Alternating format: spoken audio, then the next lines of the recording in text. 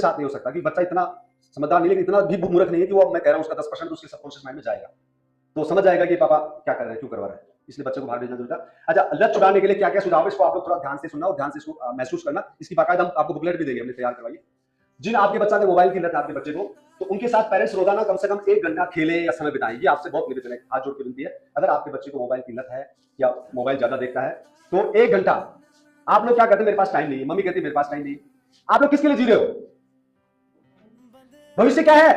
अगर एक अपनी कहावत है, पूत सपूत तो की धन संचय, पूत सपूत तो क्यों धन संचय।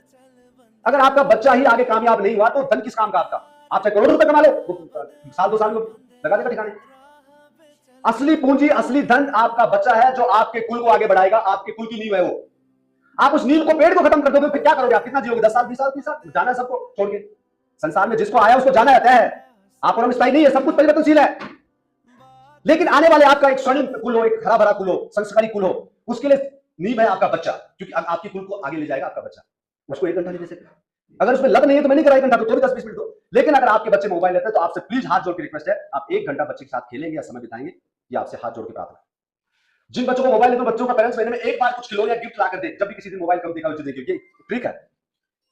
आपके बच्चे को अगर मोबाइल लत है तो बच्चे को बताना नहीं। जिस दिन पेरेंट्स आपके सामने या मम्मी कहे कि आज इसने मोबाइल बहुत कम देखा, एकदम से नहीं छोड़ेगा। आप सोचो कल जाके मोबाइल छोड़ेगा, कम और दिनों से रोजाना 2 घंटे देखकर आज आधा घंटे देखा, 1 घंटे तो कहना वेरी गुड। मम्मी कहे कि आज नरेश ने मोबाइल कम देखा है, दूसरे दिन जाओ कोई भी छोटा मोटा टॉफी चॉकलेट गिफ्ट ला के लो बेटा, ये किस बात के लिए? आपने कल मोबाइल कम देखा था बेटा, शाबाश, वेरी गुड।